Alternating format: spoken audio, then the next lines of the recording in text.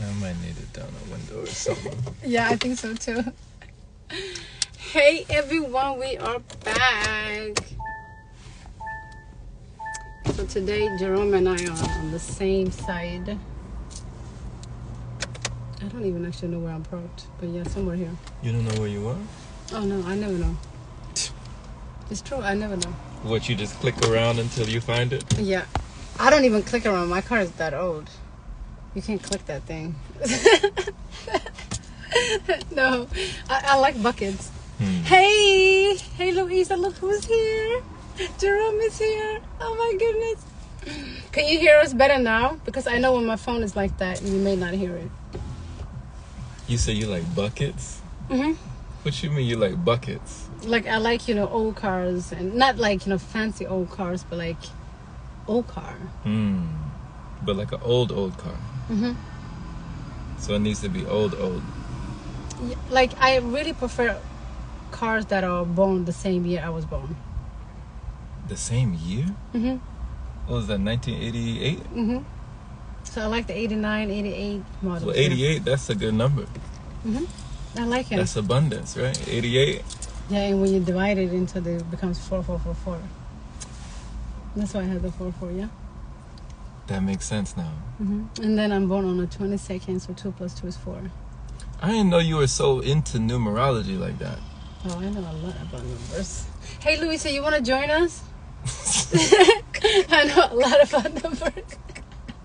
Yeah, like my whole life is about numbers. It really is, because my life number is 9. Right? I knew that even though I didn't know anything about numbers. Because, in classrooms, every classroom, everything that we did in school, I was always number 9, because they follow, your last name. Always. Like, at least I was from first grade until 7.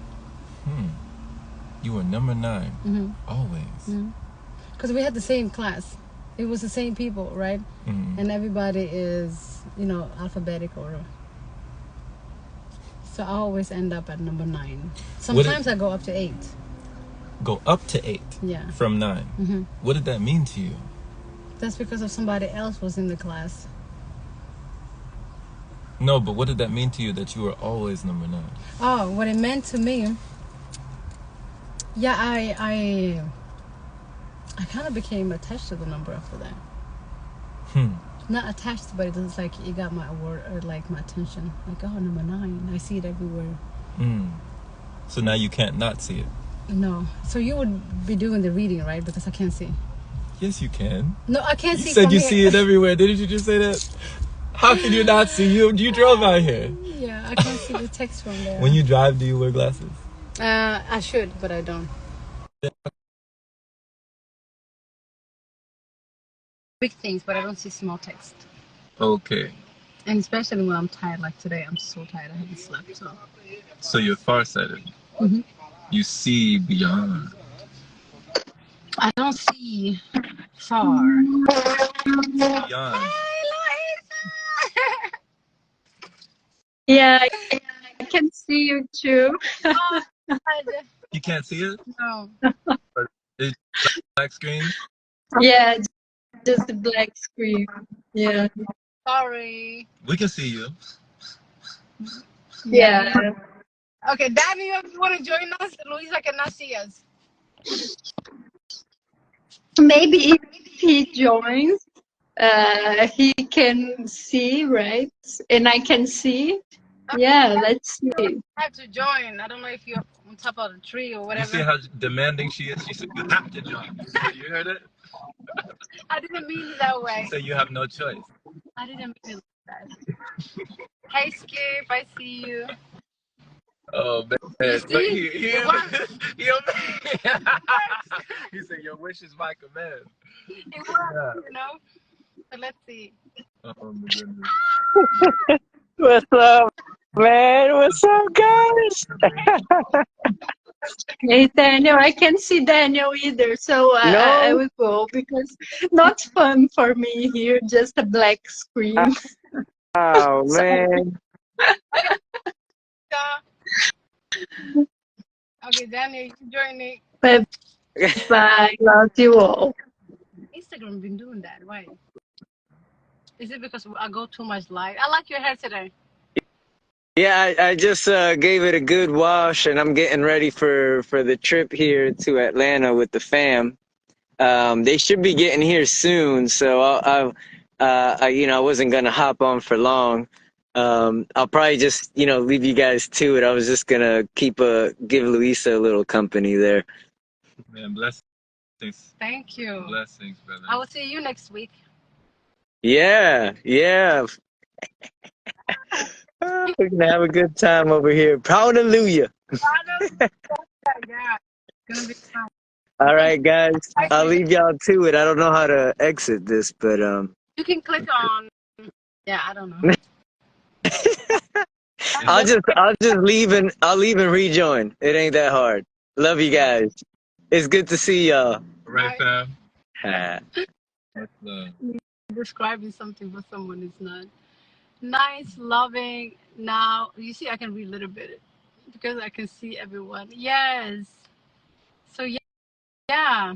She said what you were about to tell him that I surprised him. Yeah, Jerome just surprised me. She was reading her book. She was over there reading something. I said, "Oh, that looks like a good one." And she was like, "Ah!" She said, "Ah!" She's like fanning herself. Probably people. I didn't even think of the. She started screaming in there like something was wrong, like somebody had accosted you.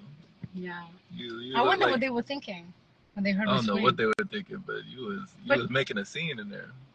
So Luisa, he came to my regular. Okay, I'm standing there. I wanted to have some hot tea because I haven't had my tea today. I was packing all this morning.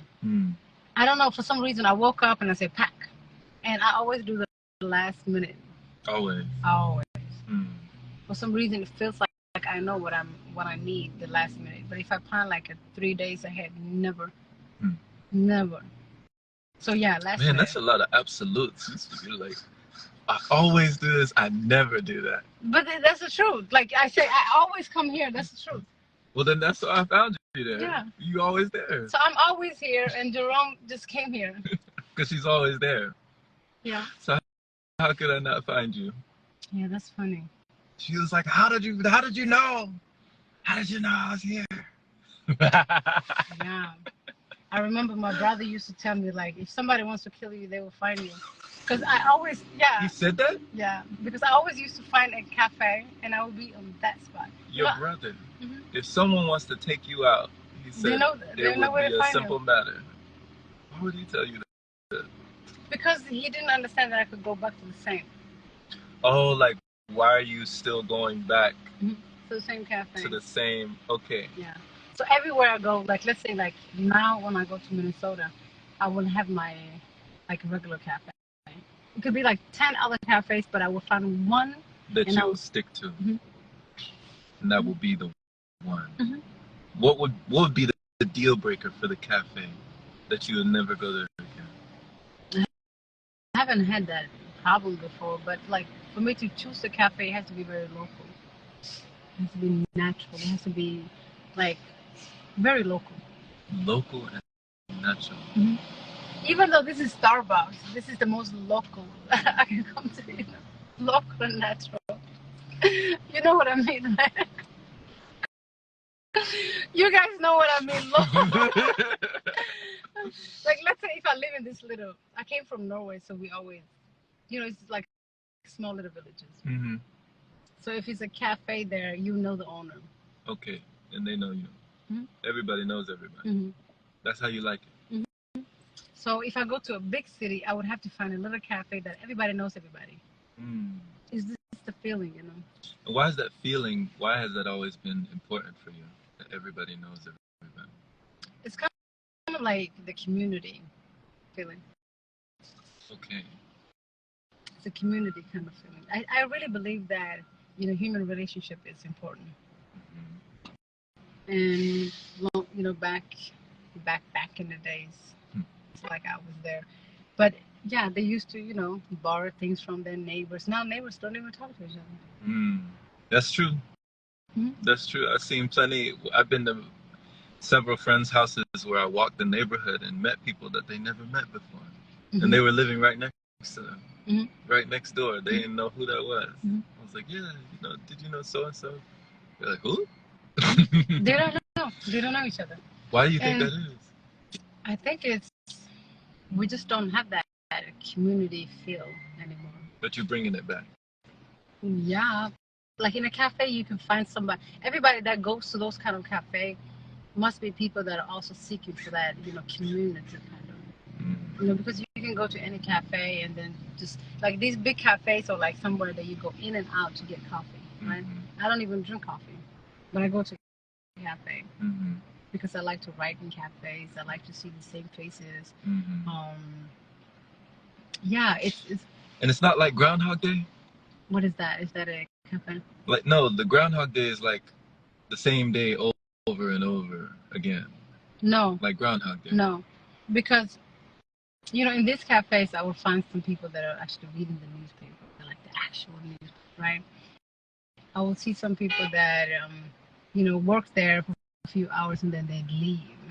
Their stories maybe they don't even have a Wi-Fi in their house. You would have some people just come by and just sit there just to talk to some of the workers. So it's always like it's the different story every day. Okay. It's not the same. So there's subtle differences, and that keeps you coming back. It's like the same show but different episodes, different characters. Exactly. It's like you live in a house with a big family. It's not like everybody do the same thing every day. They do different things. But everybody is connected somehow. But if you go to a cafe that is just a big brand, people, you don't even know it's a random energy coming in. Okay. You get it? Yeah. Okay. I see what you mean.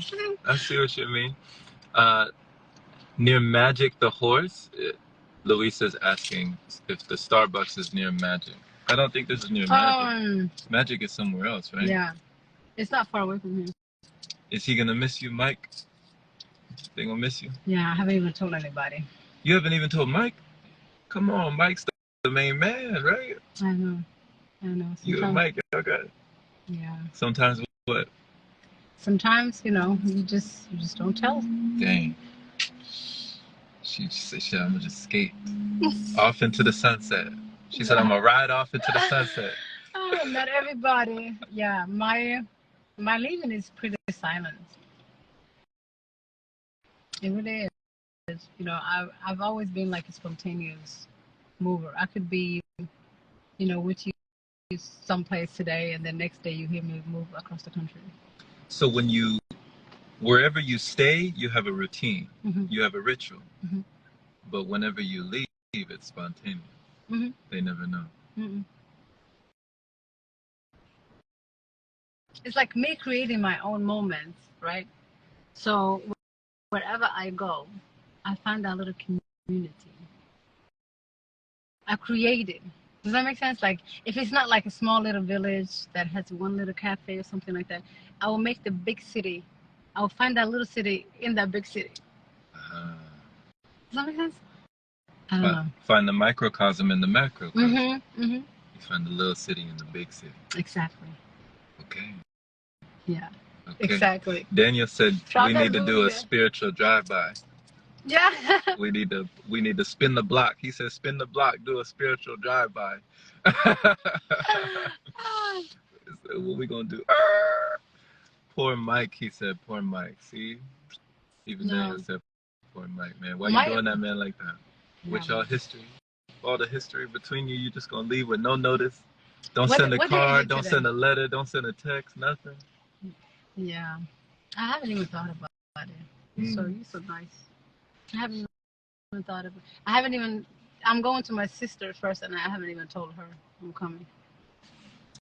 Haven't even notified? No. Haven't sent a card ahead of time? No. Nobody knows she coming? She just gonna pop up? You send a card before you go to You just gonna pop up like a toaster, huh? Yeah. Yeah. Here I am. Here I am. Oh, man. Surprise. Surprise, surprise, like a jack in the box. Yeah. Deal with me.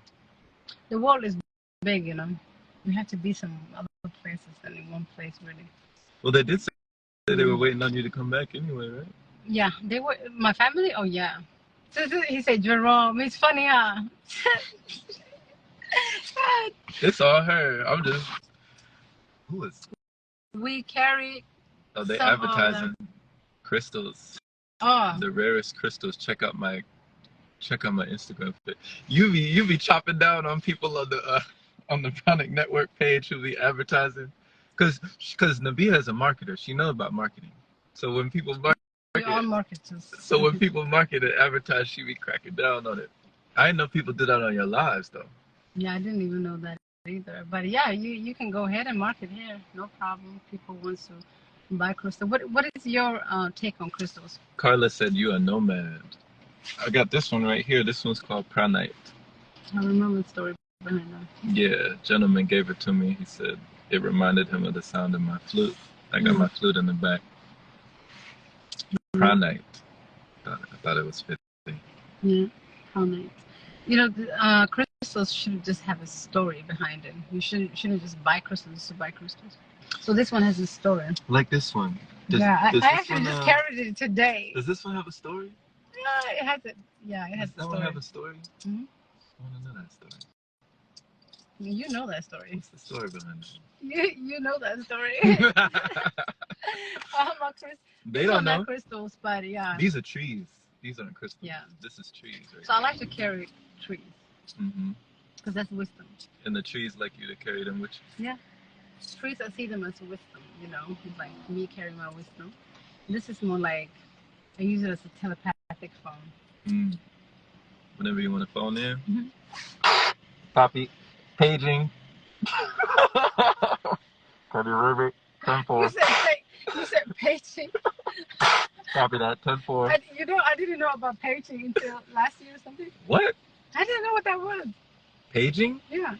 What, like a beeper? Yeah. Who? Like. We grew up before the cell phone. We were born before the page. Yeah, we were born during that time period. Yeah, but have you ever seen one? Yeah. Used to have that beeper. Your parents used to use it? Oh, yeah. My dad definitely had one on his hip. I've never seen one. You page them and then they call you back. They see the number come up. Wow. That was very interesting to me. I just noticed it last year. I'm like, okay. So you just came up with the Nokia, the green screen with the snake game. Yeah, there was one before that. That wasn't my first phone, but the teachers had some Ericssons or something like that. The small little ones with the colors, different colors, before the Nokia. Hmm. And then we had the house phone. That's all I remember. Mm-hmm. Yeah, no pictures. Like call me. you just ring like call me. No, that's new to me. Wow. Yeah, but I didn't have any parents that would use it, so that explains it. You know? Yeah, technology has evolved pretty quickly. Yeah. When you think about it, we've made leaps and bounds. Like even this that we're doing right here. You know, there's folks that still see this as like, whoa, this is like magic. Yeah. You know? I remember when I went to Africa, I had these big cameras, you know. It wasn't fancy like this. This is back in 2005. Mm-hmm. And I was recording. Mm-hmm. And my auntie, she came from this village. And she's like, this is now. She was so shocked. You should have seen her face. She never seen, she used to see like somebody taking a picture of her and then she had to wait for weeks to see the picture. But to see directly. Yeah, right now. Mm-hmm. Okay, she used to always have to wait for it to develop. Okay, so for her, I got it. Have you ever seen older people always like stiffen when you take a picture of them? They always become like stiff. Oh, because they think it takes that long. Like, wait for it. Not only that, I've noticed because I was taking a picture of my dad. Mm. I was recording and then he was like this. Oh man. I'm like, what are you doing? Yeah. And that's because, you know, before when you take a picture, you couldn't see directly. So if you close your eyes, after 1 week, the picture will come back with your eyes closed. You messed it up, gotta wait another week. Exactly. Dang. So you have to be, your eyes, you can't blink. Nope. You have to gotta be focused. We gotta do this right. We only got one shot. Do not miss your chance to blow. This opportunity comes once in a lifetime. Exactly. Oh my God. Louisa says, I remember. She remembers those papers too. The pages? And then Daniel said, you can knock somebody out with that Wonder Woman gauntlet. He talking about the ping, ping. you got the gauntlet. Oh, this one. Yeah, he said you could knock somebody out. You know the bullets deflect off of this thing. Somebody made me this. Where you get that from? A friend of mine made me this. She make these things.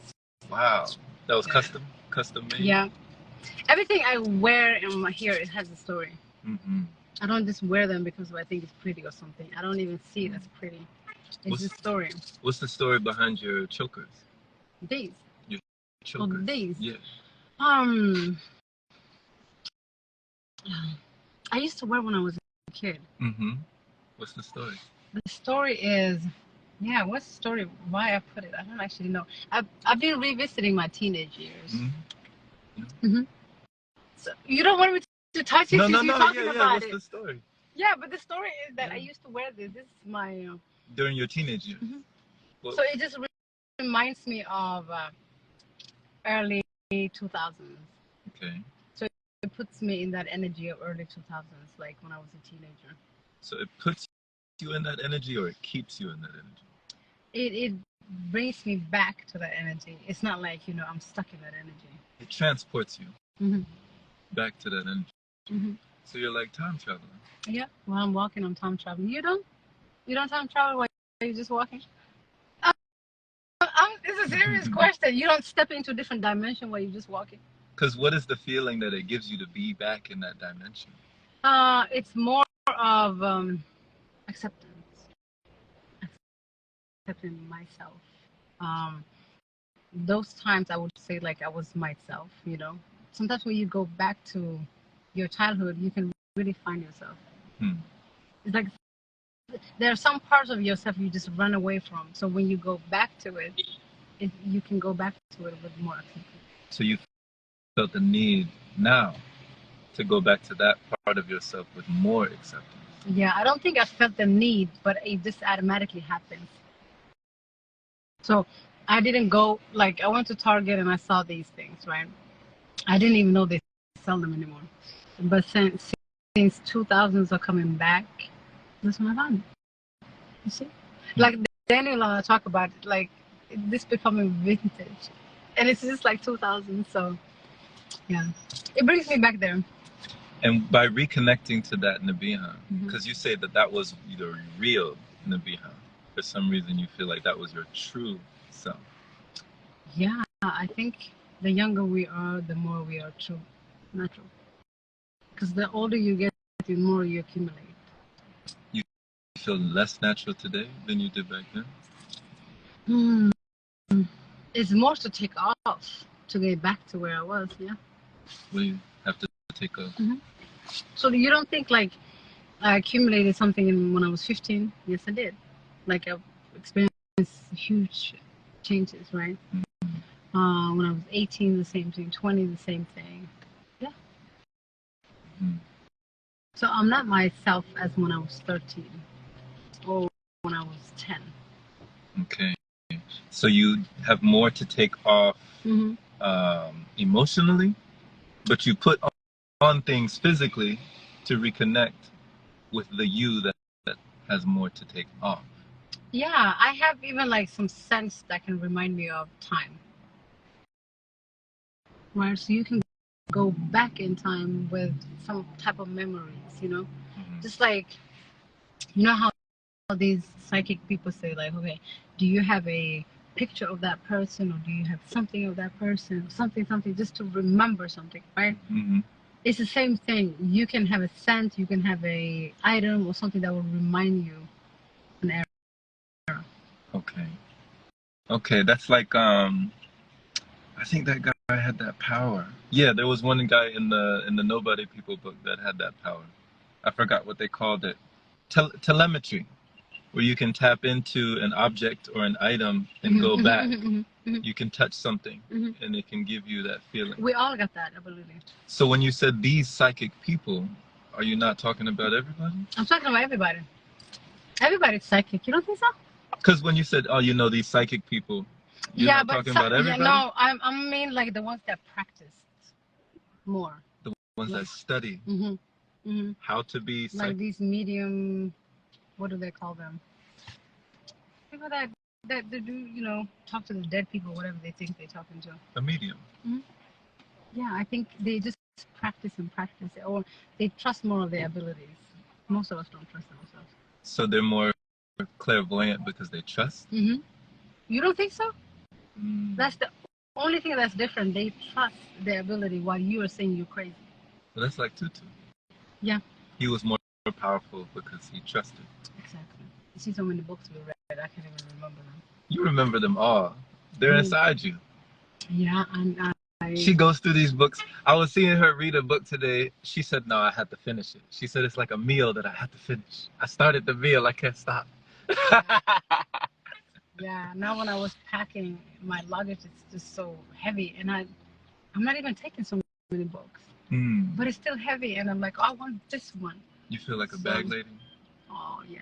You got these bags? Yeah. Really, I don't have... I'm not attached to items. You know you're going to hurt your back. Dragging on them bags like that. You're Erica Badu. Oh my goodness. But you see the books like that, like a meal that, like, yeah. you know, people with bags of potato chips. Mm-hmm. They say once you pop, you just can't stop. Mm-hmm. Right? Mm-hmm. That's what you with the book. Mm-hmm. Exactly. Once you open it, once you crack it. Exactly. Okay. Exactly. When you open it, it's like a good story, and it's like it has a grip on you. Mm. Mm-hmm. So sometimes I wonder, like, I'm like, oh my God, this is how people feel about food, you know. But food, you get filled, right? Do you? People do, right? I do, at least, you know, and it's not pleasant anymore after you get full. So the book is like something that you don't get full, you don't get tired, you don't get anything. It's still filling. Mm.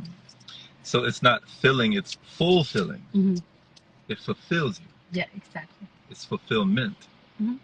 Isn't that's why people eat food also? But that's a different type of fulfillment. Yeah, but it better fulfill something for people to eat it. For them to feel like, oh my God, I need this sugar, I need this. Yeah, it's better. Something like you know how some people say, like, okay, when I'm sad, I eat. Mm-hmm. So when I'm mad, I eat. When I'm sad, I eat. When so I'm glad, I eat. Yeah. Isn't that fulfillment then? Like they are, yeah. The pain goes away for a little period at least. Yeah. Otherwise, you're like, for what? Mm-hmm. That's one of her favorite lines. For what? For what? Yeah, there's a lot of things that I could say. For what? For what? Yeah. Yeah. Like when I met you over here, you're probably thinking that. For what? No, actually, no. It's, you know, you see, that's the trust. Mm. So last night I said to myself, he's coming to Oakland. Mm. Or I've had this thought before. When you come to, every time you say you're in California, I'm like, okay, maybe he just is he out here somewhere? Yeah. He said he's here. Where is? Exactly. So one day this became true, and it's today. How did you manifest this? Because the last time, you know. That's the good thing about finding a regular place, right? This is the third time, Nabiha. Lucky. 3. Lucky, right? Third time's the charm. Yeah. That's what they say. I guess I had to benefit something from California, right? Luck. You don't think you're lucky? I used to be, but I don't think luck is something that it doesn't have weight on it. How would you define it? I believe, is it a luck or is it maybe, you know, I feel like everything is already planned out, aligning with your energy, you know. So is it your energy that's lucky, or is it something else that's lucky? What is luck? You know, people like Oprah, they call luck when preparation meets opportunity. That's what she says luck is. Luck is when preparation meets opportunity. Mm-hmm. And the union of those two, the marriage of those two things creates luck, what we call luck. Oh, they got lucky. Mm-hmm. But somehow they were already prepared when the opportunity arrived. Isn't that an achievement? That's what you would say? Yeah. I want to say there's luck. Luck is just something that just pops up like a bubble. here you go, you know, and you haven't even done anything. You don't think you did anything for me to be here right now? Yeah, but that's not luck. That's I probably worked on it, you know. She worked for me to get here, y'all. She said, Like, I work for this. I manifested, maybe, you know, manifestation is strong. Hey, Les. This was a work. Alexis says feeling full equals fulfilling. I like that play on words. Satisfaction, instant gratification. You got to bring Jerome to Minnesota, she said. Yeah. We got to bring you. You heard that? So that, you know, we can just think about it, you know. Lexus already found a regular for me. She found some place where I can find prana juice. Now, would you say that's lucky? Was that lucky of her to find that? No. The energy was manifested already. So there's no luck in it. No, what is luck? Luck is like a bubble. It just appears, okay? You just like outside and boom, it's like, oh my God. You know, it's just something that drops. That's a luck. Wow. You don't see it like that? Wow. So you would prepare and you will work for it and you will call it a luck. What a waste. But how is it a luck when you actually work for it? What do you call a miracle? You know what somebody else might say is divine intervention. People have different words for it. But when something happens, what do you call a miracle? Miracle. I believe miracle is something that you create. So it's also created. Yeah. So you think you work for that miracle? Yeah, maybe it's a miracle because it's a less work. So some things that you work harder for, right? So you can say like, oh, I use so much energy on it. But when it's a miracle, I don't think so. It's Miracles like, just take less work. Yeah. It's like, you know, you're trying to set a fire and then the fire just got bigger, right? Not a small fire, but a boom. So it's like, if you want an achievement, you got to work really hard. But if you want a miracle, work a little less. Yeah, for you to call it a miracle. What do you see it as? you had to work harder for a miracle? What was a miracle in your life? Something that happened to you that you said, wow, that was a bona fide miracle. I'm lucky to be here. Do I even have moments like that? No moments like that? I believe everything is miracle, really. I'll tell you one. So my mom's in Germany, or she's overseas. I was less than 1 year old. I'm in the back seat. And one of those trolleys, you know those trolleys that come down the road, they T-boned her. They T-boned the car. So boom, it hit the car, collided, but it collided in a point between the front door and the back door that was just, like, had it been an inch to the left or an inch to the right, it would have been over. But it pincered it in such a way that we were both saved. Neither one of us was harmed. All the glass broke, glass shattered everywhere. They run to the car. My mom's screaming, somebody find my baby. Where's my baby? Where's my baby? She's just screaming. And they're like, ma'am, are you okay? You okay? She's like, get my baby, get my baby. Where's my baby? I was in the back seat sleeping on the floor. Glass all around me, I'm sleeping. That's luck, right? Was that luck or a miracle? And did I work for that? You didn't work for that. But your energy did. Okay, explain that. So, you know, nothing happened to you, I would call it a luck, you know, somehow. Because it was, you know, you were just protected. It just something came out of nowhere, you know. It wasn't something worked for it. Your mom did not work for placing you on a corner here or something like that. So it was kind of a luck. But it was a miracle because of your vibration. Right? You were not supposed to leave. You were supposed to sit here today. Right? So that vibration, we're always protected. We just think we do some stuff to protect ourselves, but we're always protected by our vibrations. So you're saying I was saved back then because I was supposed to be here now. If you were not supposed to be here, that glass would just, like the slightest, like smallest little glass will kill you. Have you seen some people that get shot like 50 times and then they will still breathe, and then you have someone that gets shot one time and they're dead? Their time was, you know, you're gone. That's your time. But you can't, you have no control over that. No. So you can't work for that. That's miracle. Ah. Okay. So miracles just happens because of it's aligned with your destiny. So miracles do exist. They do. Who said they don't? Hmm. You don't think they don't, or you doubt? It's just because of people will doubt it because they're not aligned with themselves, and not too much miracles happen. But also, we don't call things that are miracle. Right. Like, for instance, before we were talking about this technology. Yeah. A certain person with a certain perception would call this a miracle. Yeah. Like this, what we're doing right now, being able to speak to someone and they can hear us at the same time that we're just pushing the button, that's a miracle. Yeah. But you wouldn't define that as a miracle. To me, it's not. To them, it is. Right? In some degree, yes. It's not even these devices and everything, they just, it's something that we created. So is the miracle that inside of us, or is the miracle whatever that's on the outside? Which one is the miracle? The creative force inside you. Yeah. So to me, it's not a miracle to have the phone because I already think that it already exists. What do people say when you put up, you've been putting up like poetry on your posts lately? I like to see it. The poetry. Black screen. Yeah. Sometimes you'll put a poem on the little black screen and you'll post it. You'll just feel something from within you. Mm-hmm. What do people say when you put up that stuff?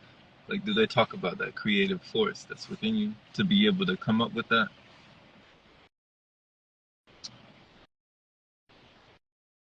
You mean my thoughts? So that's all your mind? You think that's all coming from your mind? I don't think it has anything to do with my mind, but it's my mind who's applying it. If somebody give you a knowledge, right, you have to apply it. It's the mind that's applying it somehow. But the deeper understanding is not just the mind. So where does it come from before it reaches the mind? Consciousness. Which is not the mind. No. Which is consciousness. For me, that's why I always say the information that comes from me is not from me. It's from a collective consciousness. I'm just tapping into different source, right? So it's not my information. Sometimes I could even question, like, how do I know that? Haven't you ever questioned yourself? So then, when you asked me, just when I met you over there, how did you know I was here? How did you find me? You don't think maybe I could have grabbed it from consciousness? You knew that I was here. It was just my regular. If I said, right, no. Sometimes you're in the forest, sometimes you in the woods, sometimes you with Mike and Magic. Yeah. Sometimes you over here, sometimes you walking outside, you over there. I didn't know. Chances are high that I'm there. Right? She's like, the probability was high. Yeah, that I'm here. So that's your guess. See? So you had a luck there. Now she says it's luck. So that's luck. Yeah, you didn't have to work so much for it because all the pieces was already there. You don't have to work so hard. The first time that we met, she said we didn't meet. Yeah. It just struck me. I never had anybody before tell me we haven't even met yet. Yeah. We had a whole meeting in there. We sat with each other like we sat there talking to each other. And later on she said, oh, we haven't met yet. We'll meet eventually. Like, who did I just meet? Who was I sitting with? Lucy or Lucky. Nabiha is like Lucy. You know Lucy. Like infinite potential, infinite consciousness. You're open. Oh. No. You never seen that movie? No. Lucy. Scarlett Johansson. Oh, yeah. I probably have. I just don't remember names. She unlocks like 100% of her brain power. They say, we only use like 10%. I believe that. I believe we use very limited. But I think we can open it up by removing a lot of the blockages. Yesterday I sat outside McDonald's and I was looking at people going in there. What were you doing outside of McDonald's? Watching people go in? No, it's near the movie theater. You were just watching people? No, free entertainment? No, I was sitting in my car. But then I see people going in and out. What did you observe? Like, I understand why we are clogged up. I understand why awareness is so, it's all about your awareness. Everything is here. So when you open up to it, it's here. So if you're just eating whatever, you block. You block because of the information that you put in. It's the information you transmit, right? So if you're eating McDonald's, you're eating all of these fast food and whatever that's going on. It's not food anymore. I don't know what it is. That's the kind of information that you come out with, because your mind, everything is so blocked. Wow. I love this. She says she is everything and everywhere. You like that movie? Everything, everywhere, all at once. I've seen it, yeah. Can I read you something real quick? Just like a couple. It's a short excerpt. Real quick, I'll be right back. It's in the back. Oh. You just reminded me.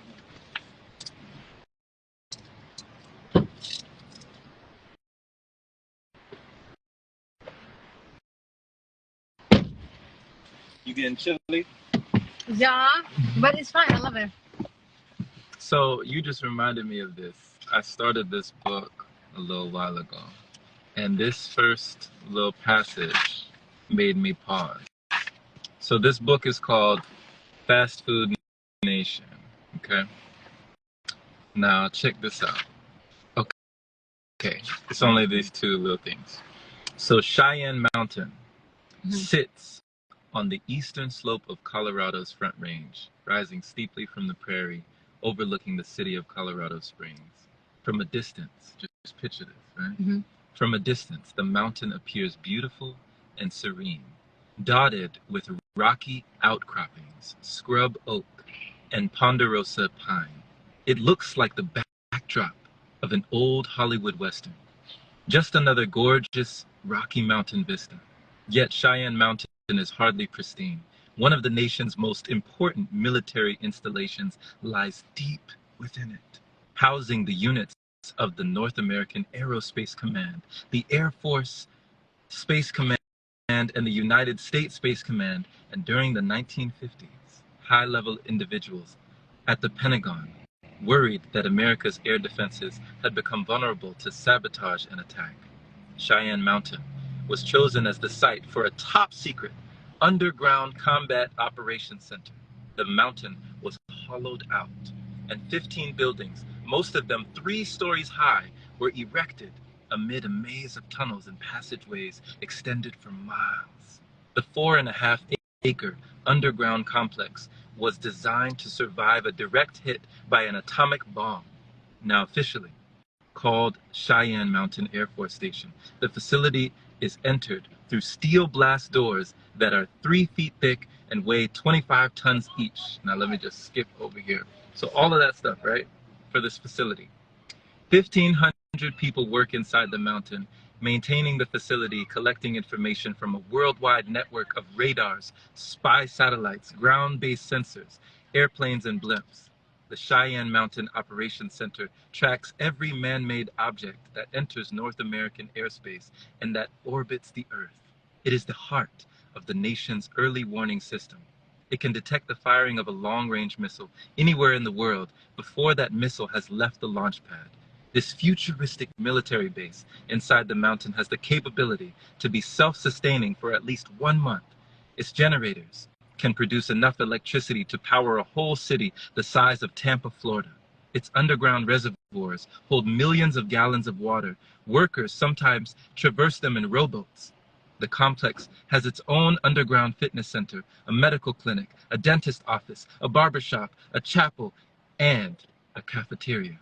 When the men and women stationed at Cheyenne Mountain get tired of the food at the cafeteria, they often send somebody over to the Burger King at Fort Carson, a nearby armory base, where they call Domino's. Almost every night, a Domino's delivery man winds his way up the lonely Cheyenne Mountain Road, past the ominous Deadly Fourth authorized signs, past the security checkpoint at the entrance of the base, driving towards the heavily guarded north portal, tucked behind chain link and barbed wire. Near the spot where the road heads into the mountainside, the delivery man drops off his pizzas and collects his tip. And should Armageddon come, Should a foreign enemy someday shower the United States with nuclear warheads, laying waste to the whole continent, entombed within Cheyenne Mountain, along with high-tech marvels, the pale jumpsuits, comic books, and Bibles, future archaeologists may find other clues to the nature of our civilization. Burger King wrappers, hardened crust of cheesy bread, barbecue wing bones, and the red, white, and blue of the Domino's pizza box. Oh, that sounds like bomb. Wow. Now, what picture did that give you? When I read this, I just sat there looking at the book like, are you kidding me? What picture did you get when I read that? Because you're very visual. You can see things in pictures. I couldn't actually have a very clear picture on this one, but it's the reality. I was just thinking, how can you even describe it so detailed? Like they're secure. They're in a mountain all the way in the boonies, right? Secure, barbed wire fences and security, underground tunnels and all sorts of stuff in that mountain. And they call Domino's, and it comes there every single night. It reminded me of when I was watching this 600 pounds, my 600-pound life. Mm-hmm. And, you know, their family tells them that they're going to die. You have all these diseases, you will die. And there's this doctor that can help them, mm-hmm. but they have to work for it. They have to like lose like 10 pounds or something like that. So he will put them on a diet. So if you go through that, you can get the surgery. So it's a matter of life and death. Mm-hmm. But then inside the hospital, they will call Jack in the Box. Yes, in the hospital. Yes. And then somebody will come in with a brown bag and with the grease on it and stuff. And like here. Right. The burgers. Like undercover, like yeah. A transaction. Yeah. And then the doctors, you know, after weeks and stuff, it's like, hey, you're not losing anything. I can't do a surgery on you. But there's a drug deal. Those are the drug deals. Yeah. The Jack in the Box. Yeah. Jack in the Box and pizzas and everything that they were doing with it. Yeah. In the prison, in your deathbed, you really get it. But if you think about society, right, I see, that's why I don't value work and this. I'm not trying to be, you know, someone that's not responsible, but I see a lot of people working so hard just to get food and roof over their head, right? And then the food that they get will just give them some diseases or something, and then now they have to run. It's like a cycle. We're working to get the thing that's keeping us in the position that we're in. Okay. So it's like you're saying to a crackhead, someone who's drug addict, you know, this whole planet is full of crack, so now work for your crack. Now you gotta work for it. Okay. So now you're addicted, so you have to work for it. So it's like a drug addict doing everything they can just to get that drug. So everybody is just working to get that drug. They don't even know they're addicts. And to make sure the kids get the drug. Mm-hmm. And then we would treat the diseases that come from the drug, and we deal with the, you know, withdrawals and whatever when we don't have it. So it's full of drugs. It's just a drug. Because when I read that, I was like, yeah, it just felt like pervasive. Like it's just, you know, there's no escaping it. There's no escaping it. There's no escaping it. I really think certain. I was talking to somebody yesterday that had the same experience as me. Nobody was responsible to teach them the drug. You know, like how your parents makes you addict. I didn't have a parents that made me addict. So it was like I would have the drug when it's around. If it's not there, it's not there. It wasn't like an important thing in my life that, oh, you need to have the drug, you know? So I've never become addicted to it. Since you had a parent that would tell you, like, you have to eat this meat, you have to eat this, you have to eat that. Yeah. Then you became easier. You're addicted to it. But the people that I talk to that have the same lifestyle like I had, we don't worry about food. Food is the last thing that's a drug for us. It's more like we have been busy on figuring out life and busy in your mind that food is the last thing. It's like you don't even have a mother that will bring you some food, you know? So you don't have anything to worry about. So it was there when it was there, you know? And that's why we're not an addict to that. But life is much more than just food. It really is. It's like, to me, food is the last thing. Like every time people talk about food, I'm like, oh my god, that's nothing to worry about. But then I understand that it's an addiction. People are actually doing a lot of things to not be able to see it. So when you pass that drug, then the next life is full of addiction. You know, Alexis, you said we work to kill ourselves, to numb ourselves of the truth of ourselves. And I know you would agree with that. Yeah. But how do you know when you're intoxicated? It's like telling someone that's already drunk that, hey, you had a little too much. Like, oh no, I'm fine. Right. You've seen people like this. Of course. I've seen family members like this. Yeah. Like, you're drunk. I'm like, no, I'm not. They couldn't tell you anything, huh? When you were sipping, what would it be? Wine? Mine was the wine whiskey. You mix wine and whiskey? No. Oh, those were not mixed. Yeah, I like whiskey too. Oh, I didn't even know that. I wouldn't have thought that. Yeah. Whiskey is a little. No, it's too strong. Yeah. They were trying to tell you that you were drunk, and you were like, "No, I'm fine." It wouldn't take long for me to get drunk. So I would be surprised myself, like when people are like, "Oh, you're tipsy." I'm like, I haven't even finished my glass. So I would already get into that, but I could feel my energy change. I could see that everything. I mean, literally, I would walk out, like my spirit would just go when I drink. But you say the same thing for certain things that you consume. That you say, "I'm just blind." You say it blinds you. Everything. Everything. You know, there. I feel like, you know, when you drink your juices, right?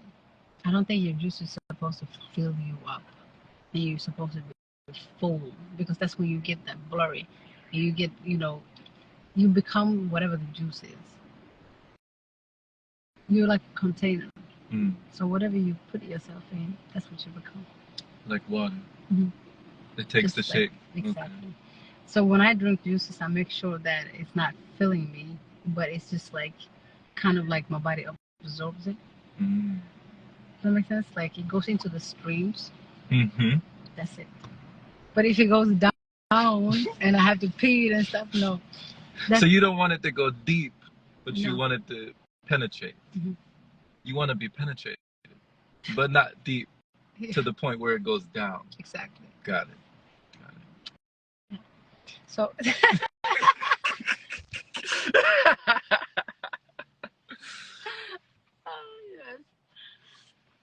Yeah. Hello. Oh, we're good. We're good. I like how this is all in Norwegian. Oh, where? I don't even see it. Isn't it all in Norwegian? Direct? Oh, yeah. I guess so. My whole phone is in Norwegian. What do you expect for me to have in English? Good dog. Or wait, what do I say now? I don't say good dog. I say... Now is a dog. Today. Good dog? You can say that till the evening. What do you say in the evening? Ettermiddag. Ettermiddag? Ettermiddag. It literally just means like after dinner, but dinner haven't even been, so I don't know why they call it like that. You ever cuss in Norwegian? Yeah. What's it sound like? To curse in Norwegian? Yeah, what's that sound like? When I first came from Sweden and I heard Norwegian, it was very funny to me. I was a teenager, but it was so funny to me.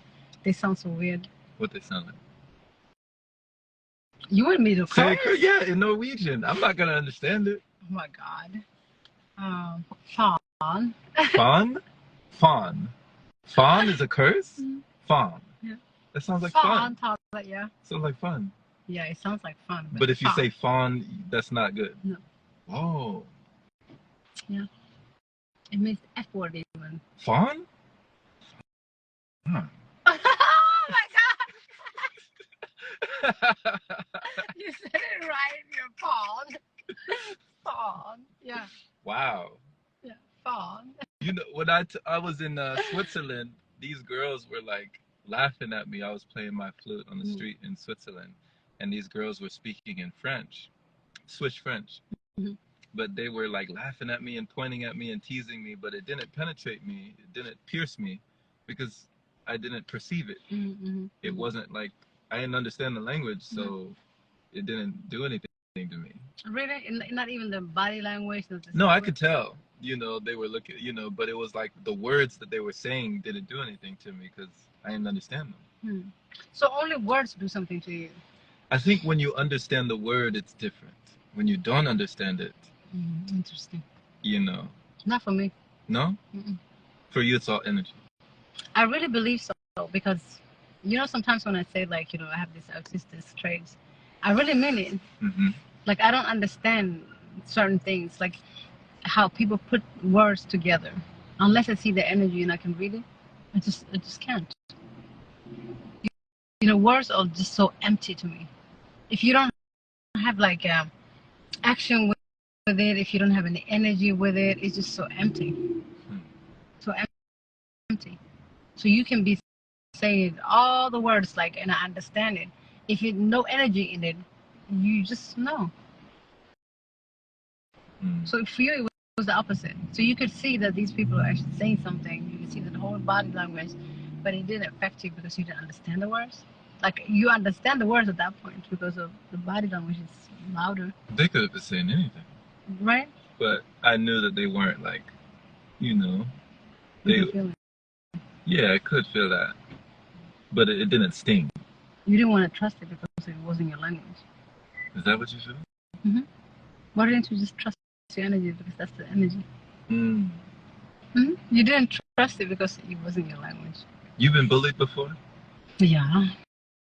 But did you have to trust in the bully to believe their language? I had to trust it in order for me to be heard. If I didn't care for it, it wouldn't touch me. See? That's deep, right? How is it deep? That's illogical. You had to trust it in order to be hurt. You had to trust it.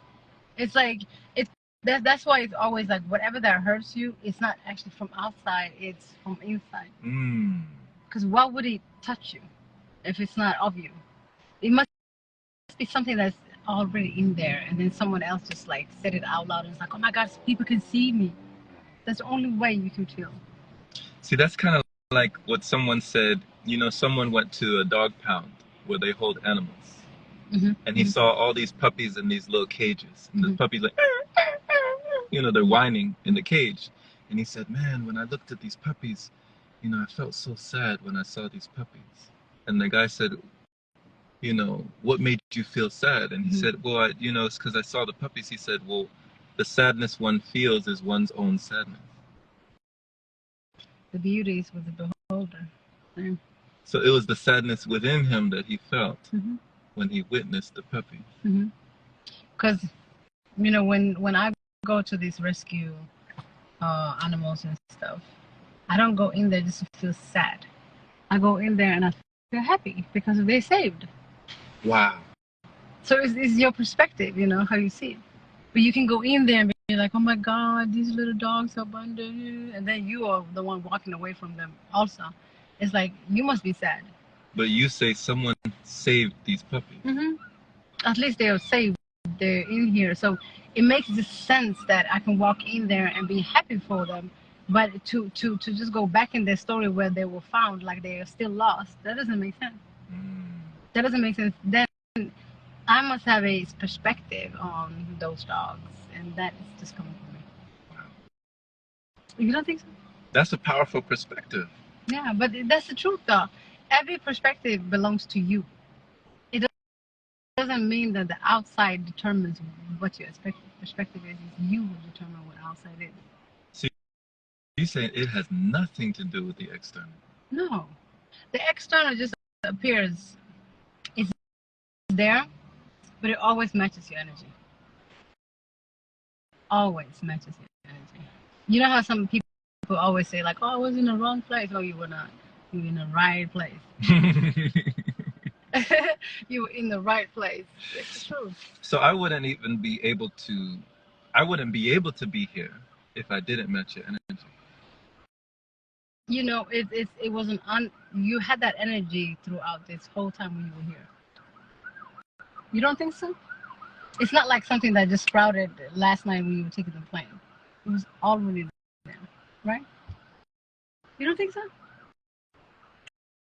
I believe so. And then what you see, you could have seen this reality, like that lady out there. She sees different reality from you. She sees different reality from me. For sure. But we're in the same spot. Mm-hmm.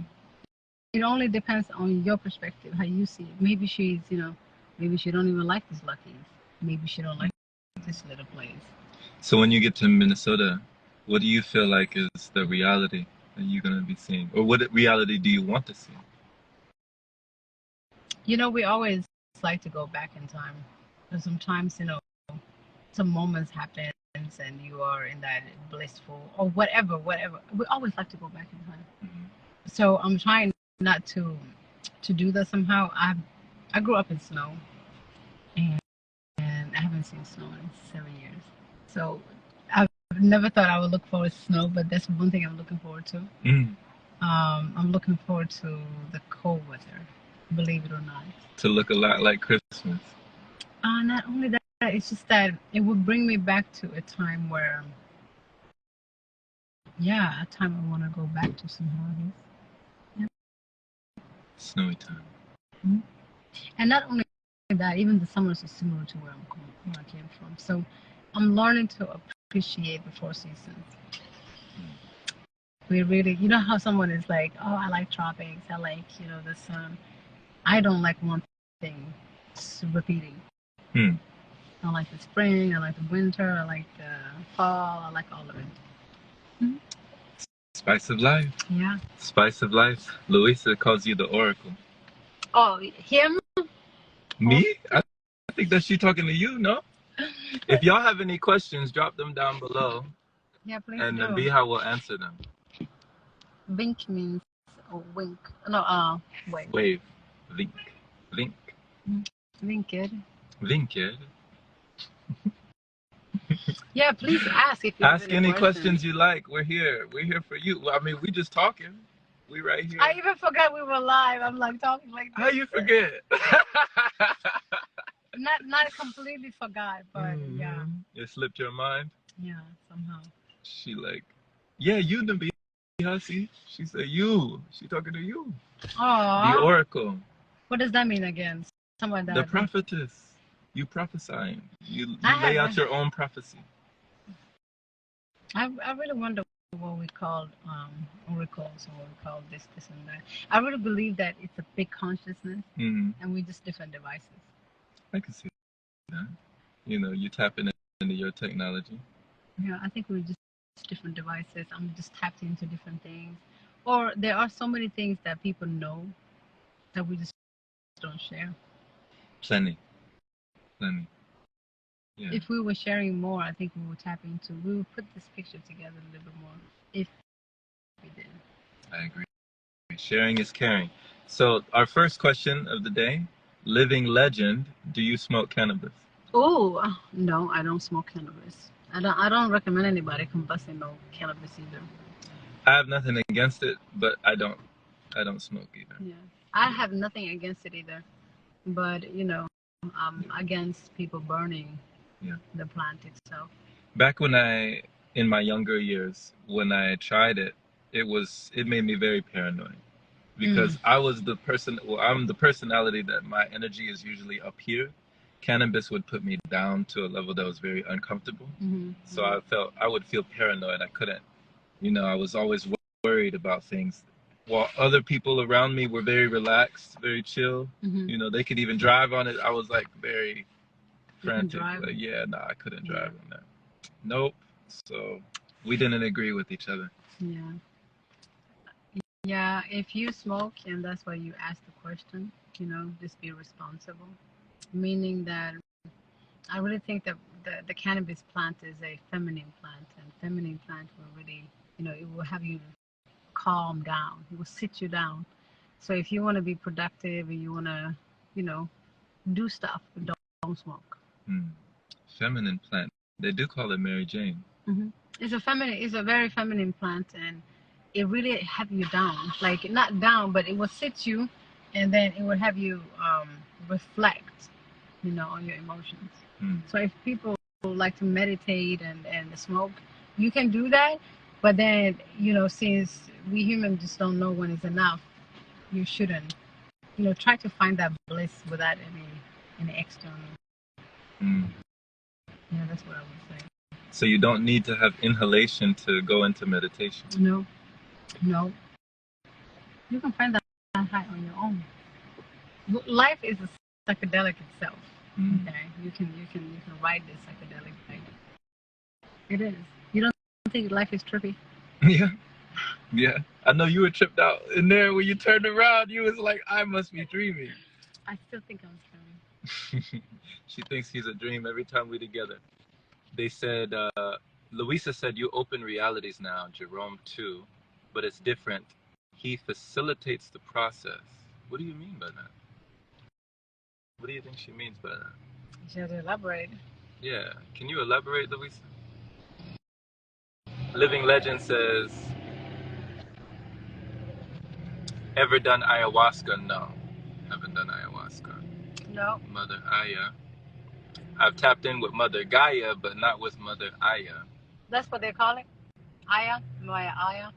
I think, you know, it's like, you know, these my opinion, I've never taken no psychedelics, or I've accidentally had some mushroom, and I don't like that trip. Accidentally? Yeah. Was somebody snuck it in your drink? Yeah, somebody literally just not snuck it into my drink. They spiked it? No, they gave me some chocolate. I thought it was normal chocolate, but mushroom chocolate. Mushroom chocolate. Oh no, Jesus. Few seconds, everything was like, the reality was like melting. I would have been gone. Yeah. The reality was literally melting. I didn't know what was going on. I'm like, what is going on? Whoa, like the Wicked Witch of the West? It was in melting. The Wizard of Oz? Melting? It was melting. It's when I say it's melting, I mean... like melting, physically. Okay. And everything was like...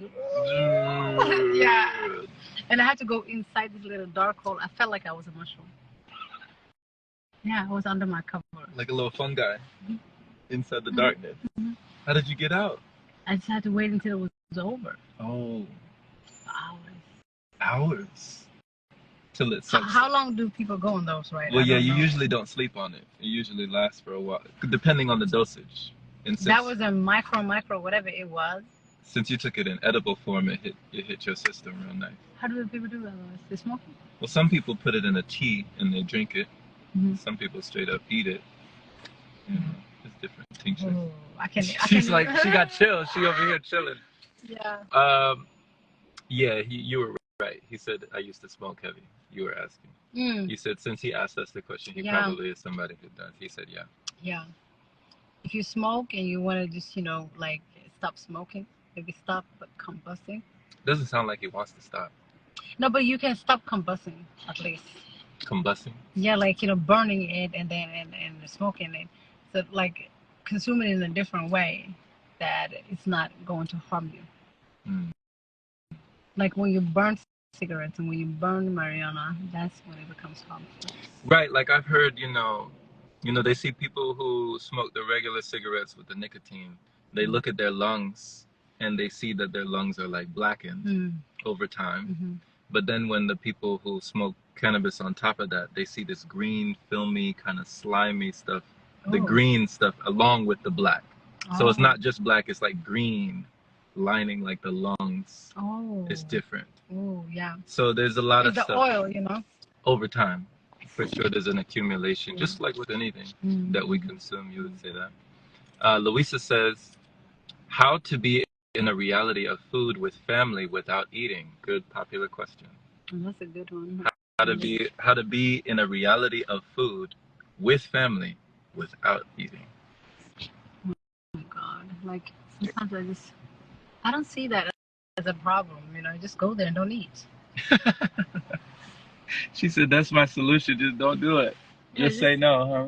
Yeah, but you know, you have to look within yourself and find out, like, why do you really think like you have to eat, you know? Find nourishment a different way. Like, food is not the problem, it's how you think of food. It's your relationship with food that's the problem, not the food.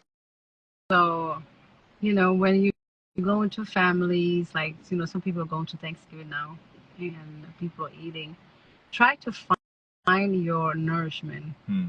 You know, don't judge theirs. Right. you know, but also find nourishment in being with them while they are doing what they're doing, because judgments and stuff would not have you, you know, heal yourself, because now you're judging the food. Food is not the problem. It's not the problem. It's the way you see it, really. So you wouldn't even judge people, because you would just know, like, okay, hi, they think that way, and it's fine. Like 7 billion people think that way.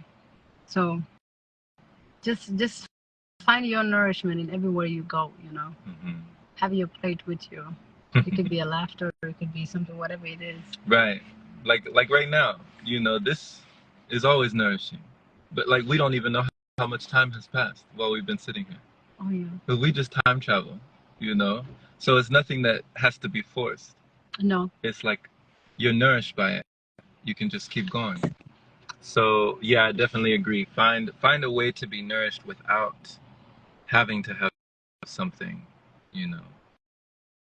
Find a way, a different dynamic, even if there's dining, even if there's dishes. Find other dynamics. Yeah. You know. Put on something nice, you know, decorate yourself or whatever where you're going, you know, and let them be busy on that, maybe. You know, that's how I do it. I will put on something, and they will never worry about if I'm eating something or not. They will just ask me, "What are you wearing? What is this?" Keep them busy with something else, you know.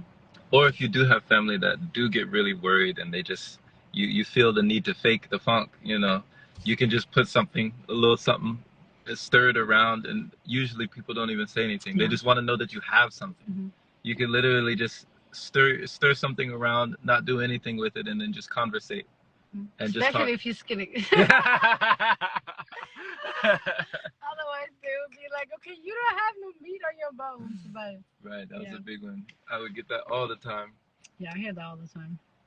Alexis says, "How long have you been on this pranic path?" You, me. She said both of us. How long have we been on this?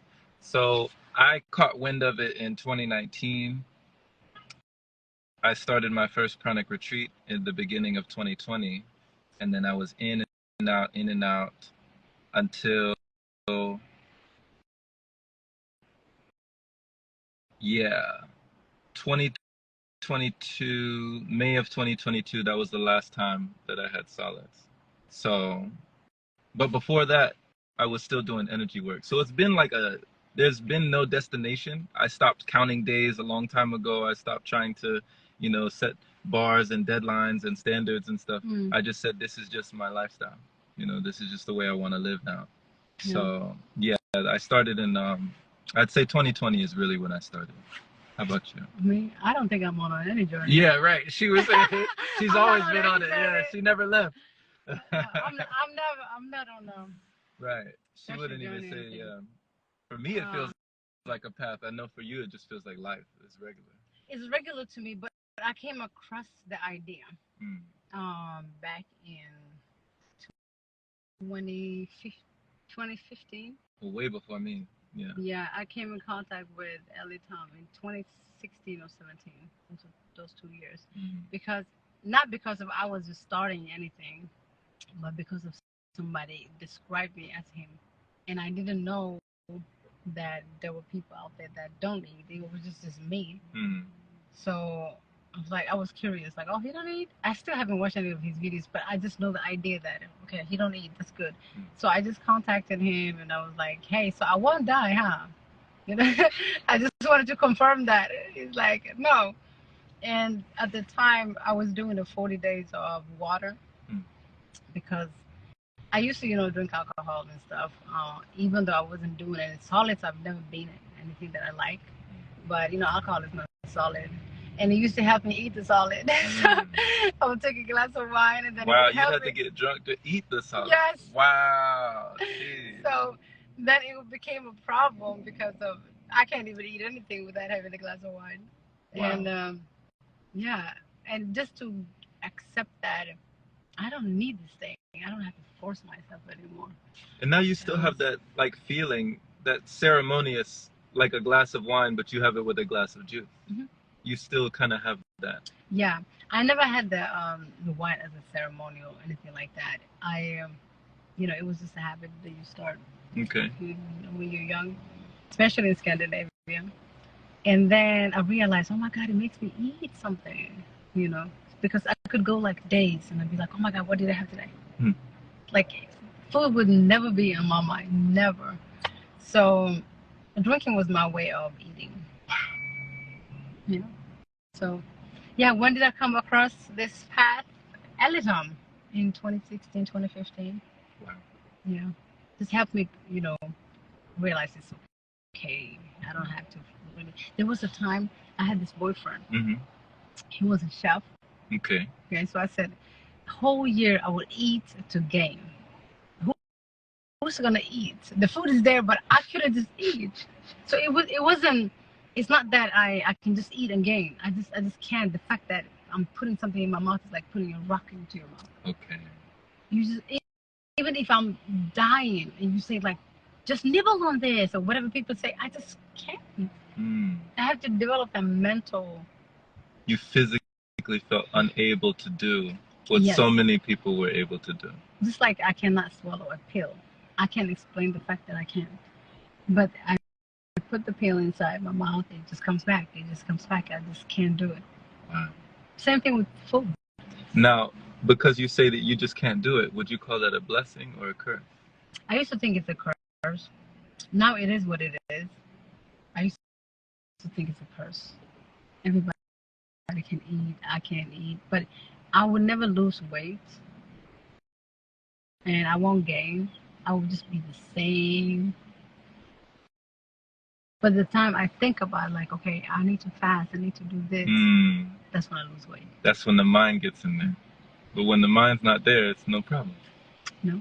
When the mind got in, that's the only time I got skinny.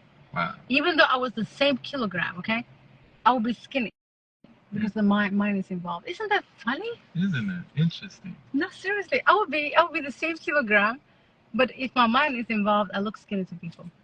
Yeah. Somebody wrote something. Are you vegan? He said. Who? The guy who asked us if we smoke weed, he said, are you vegan? Yes, we're vegan. Yes. We equals a lot of feminine energy, and it can even block to produce. Live your own true feminine energy if you use it too much, from what I experience and understand today about it. Yeah, they can. Reality melting, crazy. Everything, you know, you can just eat a carrot too much. Too much carrots, you become orange. Anything like too much. Yeah, anything too much is What's up, Doc? Ain't I a stinker? That used to be my favorite. What's up, Doc? Become comfortable with yourself, and fam will be a breeze. Yeah. So being comfortable with yourself will put you at ease. Yeah, you kind of look invisible to everybody. To your family? When you're comfortable, you know, you just like smile. Really smile. Whatever they're saying, just smile. Laugh about no it. Matter what they say, just smile. Just smile. I promise you. It works, you know. Whatever they say, just smile. Yeah. Just smile. Like It works. Like last time I was with my family, they would be like, "Oh, you're so skinny." I'm like, "Yeah." They're like, "What you smiling for?" And they're like, I'll be smiling and go upside down or something or whatever. Wow. Great tactic. Just smile because it doesn't make sense otherwise. Wow. They would have their opinions though. He said, "Thanks for sharing. Which supplements do you take, or do you only juice?" You don't take no supplements. The sun is a supplement. The air is a supplement. Yeah, I used to. Back in the day, I would have that, what is it called, 5 a day. There's like a little capsule pill thing called 5 a day.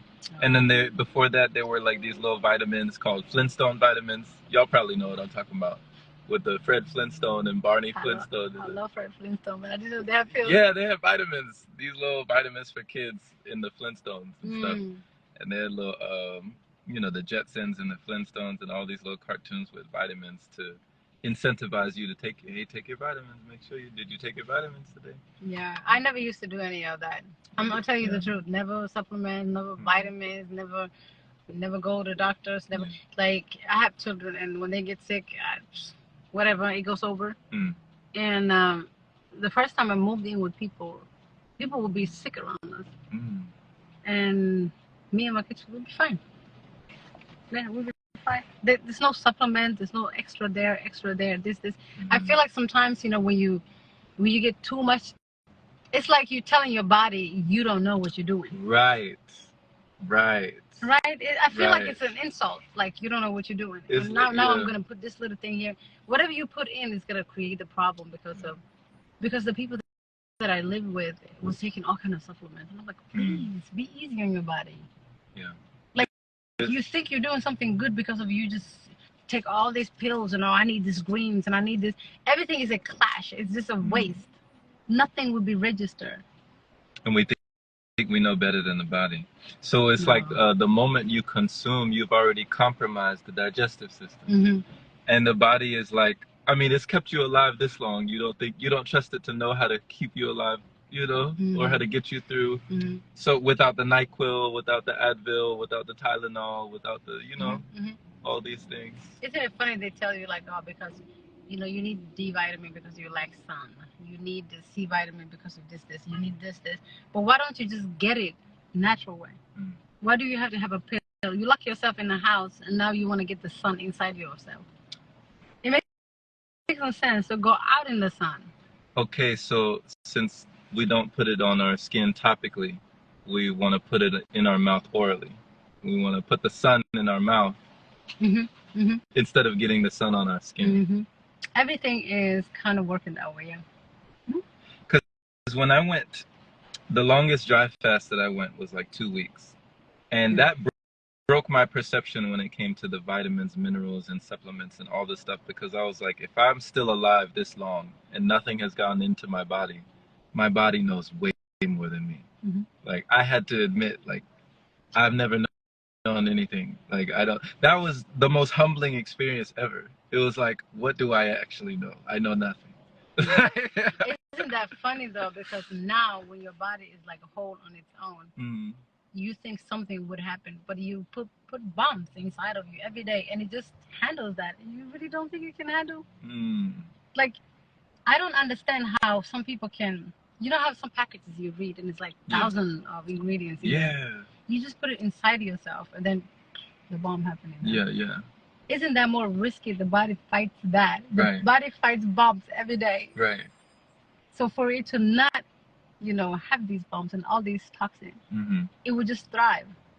Like, people were asking Elitam, when you're out in these places like India, when you're out in these places like Israel, and places where they say, oh, there's all this pollution, don't you worry about the pollution, don't you worry about that. And he said, my body will take care of that better than me putting something in my mouth. It'll take care of that. Like, way better. The body knows, really. It's like, I used to do it intentionally to my kids. I would just put them in the dirt. Like, you've been too clean for now, maybe 2 weeks and stuff, and we've been cleaning, too much cleaning. I would just put them in the dirt. Put them in the dirt. Yeah. Let it work. Just have some dirt, whatever, eats, whatever, balance it out. And they will be fine. The immune system, that's the only way you can balance the immune system, by teaching the body. Like, let's say like vaccines. What do they do with the vaccine? They give you the virus. So your body will recognize the virus so it can fight it.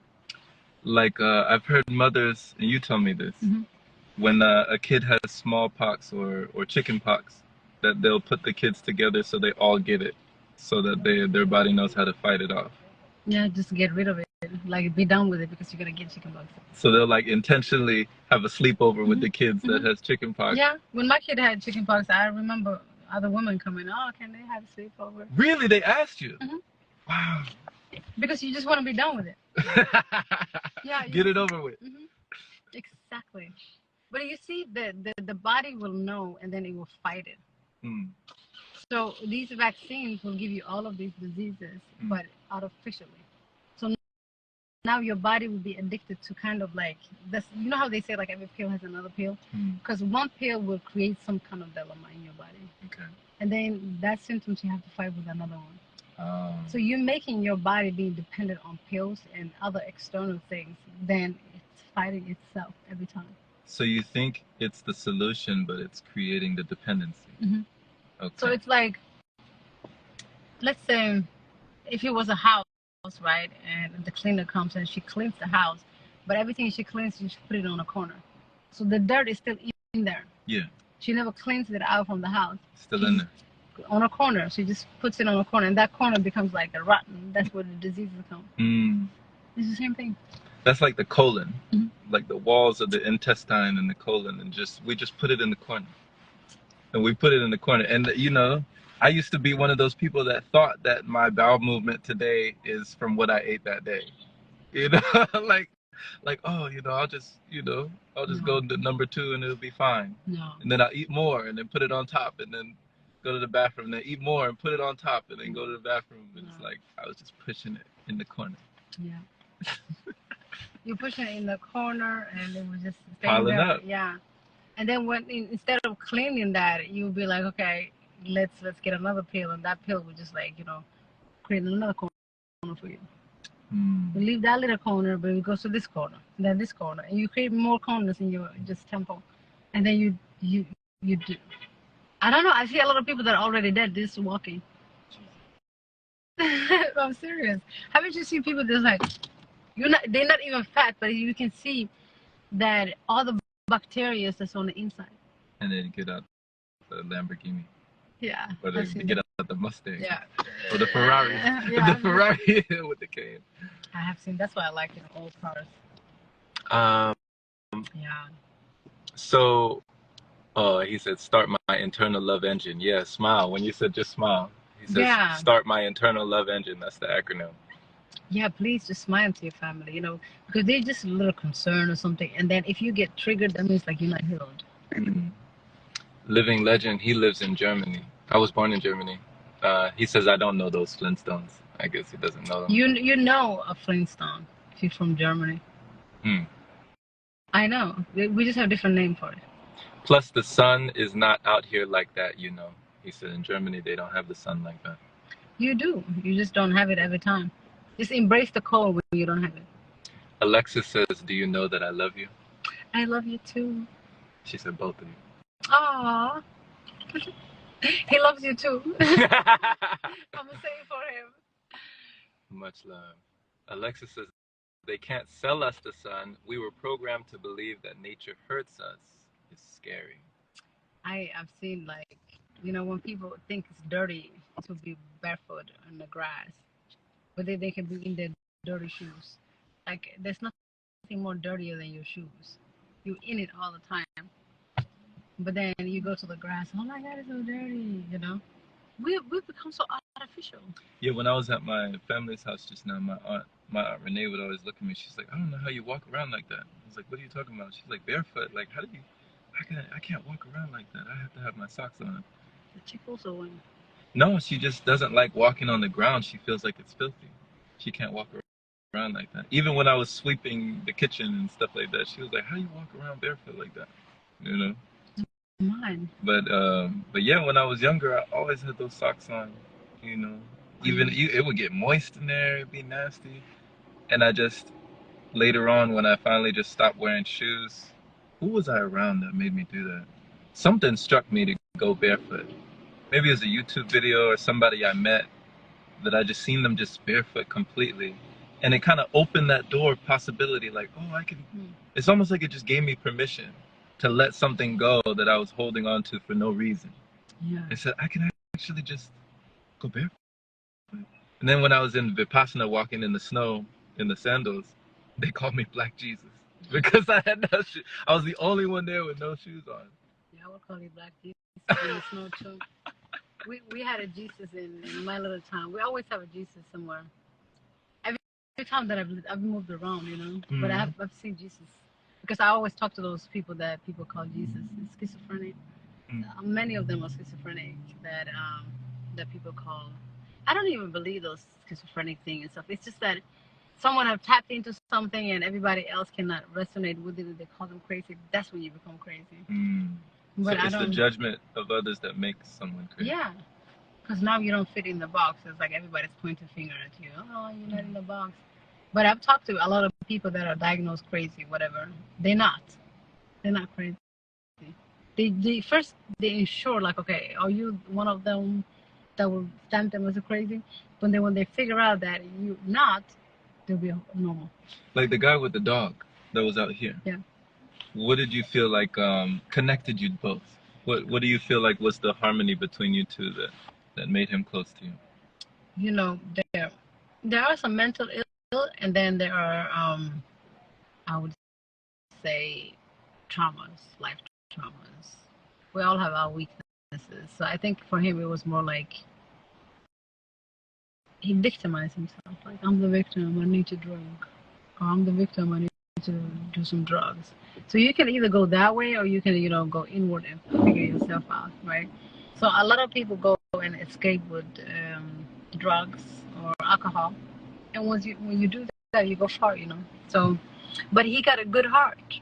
And most of the times people get disappointed by family members, or they feel like they give, but they're not getting anything in return. And then they go and escaping this, drugs. But I can always see the big heart in that. People would, when people are like evil and stuff, they don't even get into drugs and stuff, really.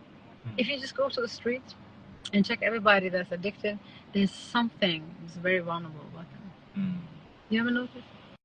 I talk to all of them because I know nobody wants to be that. So you don't just like voluntarily like, okay, let me just be on the street and be this. You don't. It's a situation, but the ones that have these big houses and this, they may have like, you know, I would expect them to kill something or do something than the one on the street. So it's different. Wow. Well, y'all, thank you for just being with us while we've been on here, just riffing and rambling. I forgot. Oh my goodness, time can travel when we on here. Yeah. But much love. Is it 2? It's 2:00. It's 2:09. Didn't we start 12? Something like that. I thought we were on like for 30 minutes. No, it's been 2 hours. No way. We have to say bye. Oh my goodness, that was long. Thank you so much. Much love, everyone. All right.